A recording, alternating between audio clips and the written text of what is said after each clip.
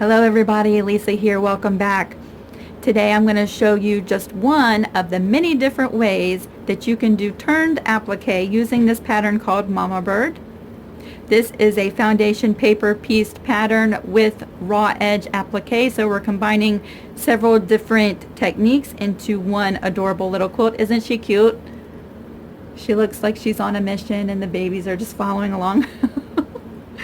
So we have several different techniques going on here, and I want to show you again just one way to do turned applique to give a very finished edge to your applique. So let's get busy.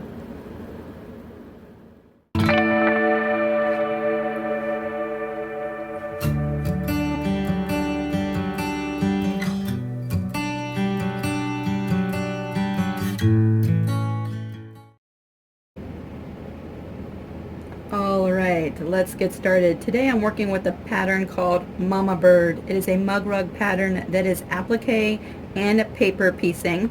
And so you can see I've already just completed my paper piecing. I love doing foundation paper piecing because all of your seams are exactly perfect and the placement is exact. And so if you were to make several mug rugs that are the same, each one is going to be spot on and the same. Of course you could change up fabrics and things like that, but the overall placement and the stitching is all going to be very uniform from project to project. So I just love that. And if you love pretty seams like I do, I know I am totally weird like that. When you take this off of the paper foundation, all of your seams are perfect. I don't know why I'm so weird about that, because no one else is going to ever see that except for me. However, I find a lot of joy in that. Okay, getting back on track. This is a pattern Mama Bird, and like I said, I just finished the paper piecing of the grassy area. And so whatever project you're doing, if it's applique and you're turning the edges, follow the instructions for the pattern you're using. My applique piece is actually going to be this paper pieced grassy area down at the bottom. So this right here is what we are going to turn our edge on and use as an applique for this pattern. The birds and the pieces of the birds will be raw edge applique on my project, but this is going to have a pretty turned edge, and so that's what we're doing today. So I've already finished the paper piecing, and according to the instructions, before we remove this from the paper map, I need to trim off all of the extra that hangs off of the paper edge. That's going to help us give an exact placement on our little mug rug today. Let's see, can you see that? It's in frame. So real quick, I'm just going to trim off all of this extra.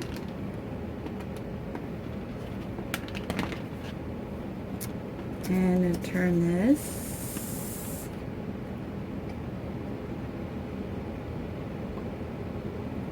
This bottom edge and the sides will be covered with the binding, and so we're not going to see those raw edges.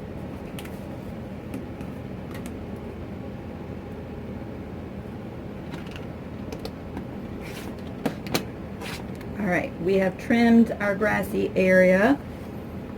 And see how pretty that is? Now we're going to go ahead and follow the instructions, and we're going to remove our fabric grassy area from the paper map. Now if you're making this particular mug rug with following this pattern, you might want to print off 2 of these maps, because the next step is we're actually going to cut our map.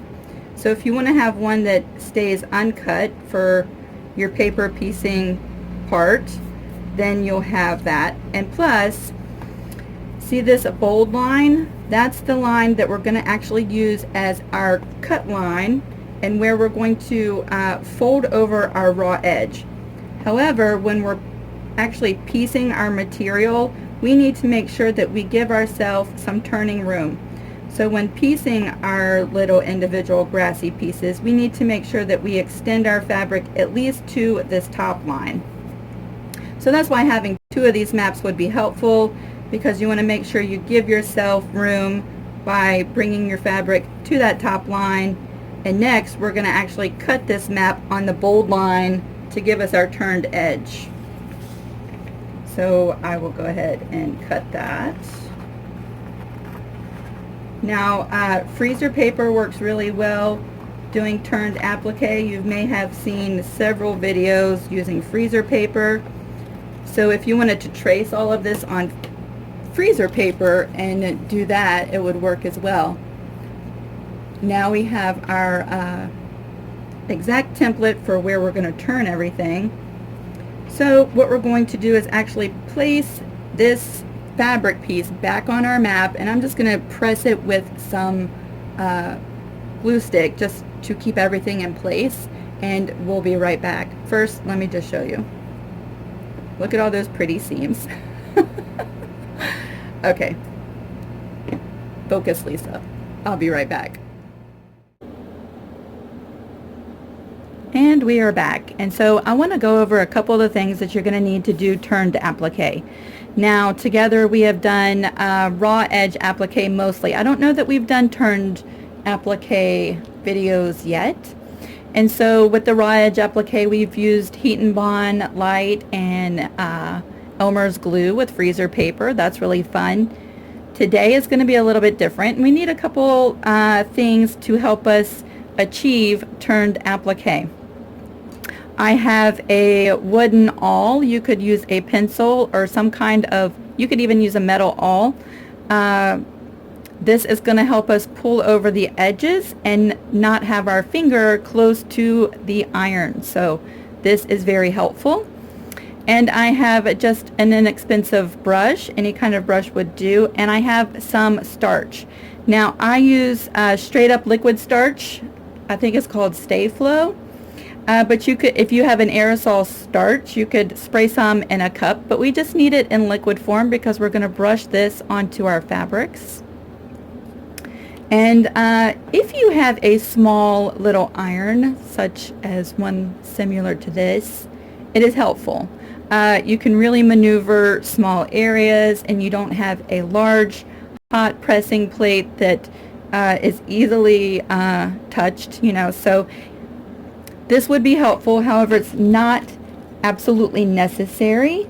And so today I'm going to use my regular iron, just like this, and I'll show you it is possible to work with what you have. So I just got back from reapplying my template to my grassy area, and I just used some glue stick. This paper will come off very easily. This is just printed on regular printer paper. If you were to trace your pattern onto freezer paper, then you would just repress this back on to your grassy area. And I have trimmed everything on the top, so it's all nice and neat according to the line that was on my pattern. So we are ready to get started. You also might need some scissors because the way we're doing curves, and some curves require snipping so that everything lays nice and flat. We're going to start doing this and see if we need to snip anything. Matter of fact, I will probably go in and just snip a few of these tails so that everything lays down nice and flat as we're pressing along.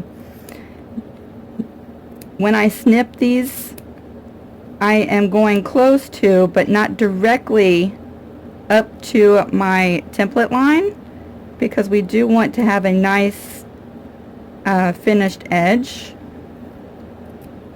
And the turned applique is great for projects where you do not want any of your fabric to fray over time. It gives a nice clean look to your applique. And so we're ready to get started. I just snipped all along there. The first thing we're going to do is we're going to take our liquid starch and our brush, and I like to be very generous with it. I'm going to go in and wet all of this area here that is sticking out beyond my paper template.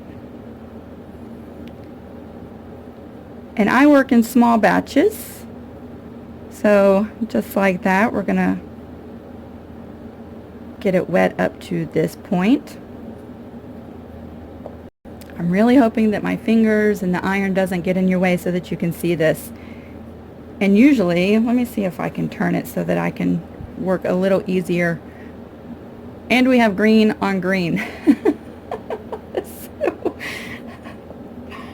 it might be a little bit hard to see. Next, we're going to start pulling this raw edge up over the paper edge. At this point, you can use your fingers to maneuver just like that. And I like to hold it all in place when I bring my iron in. And I have my iron set on the highest cotton setting because I am working with cotton fabrics. So if you're working with something different, of course, adjust your iron to the correct settings. And with my awl, I am just holding down these fabric pieces and pressing that nice and dry. Just like that. And what the starch is going to do is act like a temporary glue and keep that in place. See how pretty that edge is? Yay! So it's just going to act like a temporary glue as we go along and press this entire edge over to the other side. I use my fingers to get it started.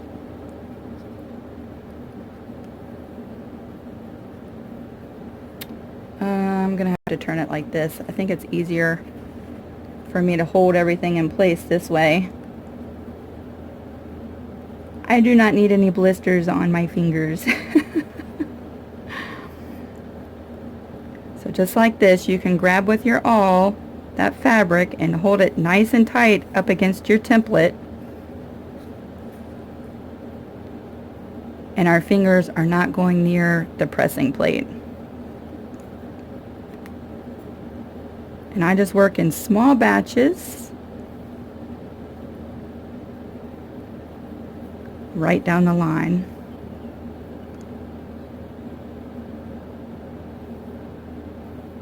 Just like that. So let's take a look at where we are now. Look how pretty that is. And there will be no fraying. Very nice. So I'm going to go ahead and do the rest with you, but I'll probably speed this up. I'd like to keep this video a little on the shorter side. So let's get started finishing up the rest.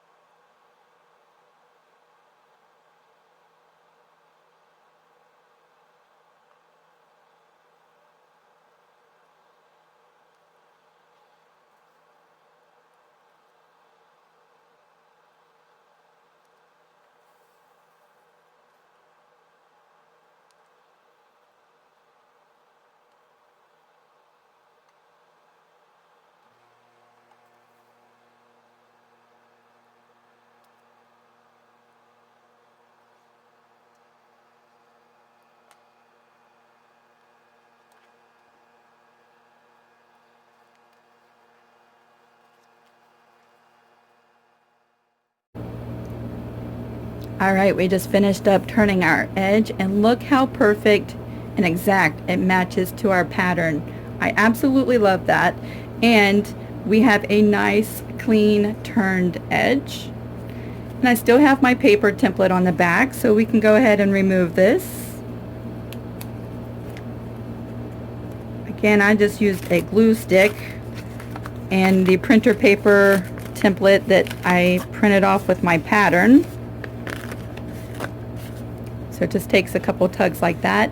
And then you'll notice that the starch does cause the fabric to stick to the paper just a little bit. And being careful not to pull your seams because we have paper pieced this. I'm just lightly pulling away the fabric.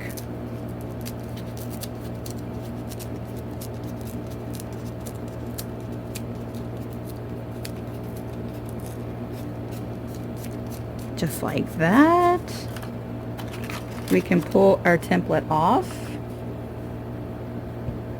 Push all that back down, and because we use the starch, it's going to stay exactly the way that we pressed it. Just like that. Isn't that pretty? Now at this point, because we did ruffle this up, you might want to just give this a quick press from the front just to flatten that back out. But the starch really helps keep the shape that you've pressed in, and so everything still stays perfect. You just might want to flatten that back out. That's up to you. So at this point, we're ready to applique this. So I've already cut my background for this cute little mug rug, and we're just lining up the edges from where I trimmed according to the pattern. And just like that, we have a perfectly placed grass area. Now the options are endless to this. If one thing is for sure, if you've sat for an hour on YouTube, you've seen one technique done at least 20 different ways. So I say that is true with anything you do in sewing or quilting. If this turned applique is something that you're interested in learning, this is not the only way to do it. You can do it by hand. You could do it with the freezer paper. Today I've used printer paper. The possibilities are really endless, and so are the different techniques as far as applying this to your background. You could hand stitch this. I'm not doing that today.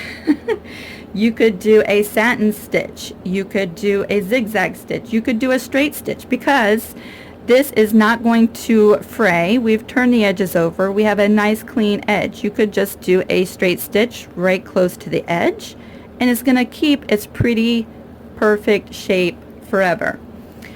You could do a blanket stitch. Just all different kinds of ways that you could apply this piece or your applique piece to your background.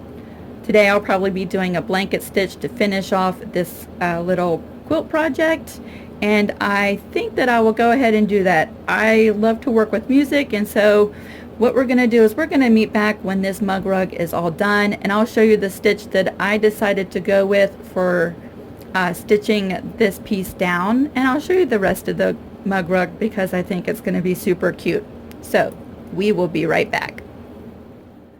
And here we are. My mug rug is all complete. Pardon the noise of the AC in the background.